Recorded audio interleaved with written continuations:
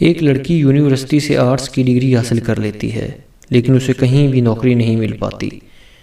5 سال کی بے روزگاری کے بعد چڑیا گھر کے مینیجر نے اس کی کہانی سنی اور اسے شیرنی کا کردار ادا کرنے کی پیشکش کی، کیونکہ ان کی شیرنی مر چکی تھی اور چڑیا گھر میں تنہا ببر شیر زندہ رہا، جس کی وجہ سے ہر دن آنے والوں کی تعداد کم ہو رہی تھی۔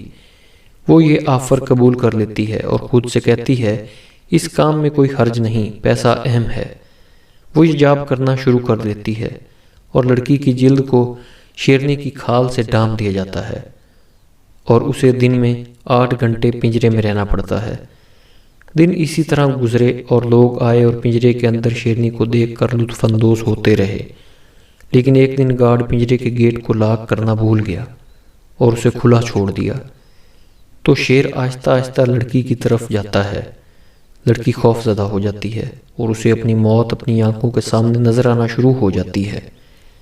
شیر اس کے پاس آیا اور کہتا ہے گھبرانا مت، میں عدیل ہوں، میں نے فزکس میں ماسٹر ڈگری حاصل کی ہے۔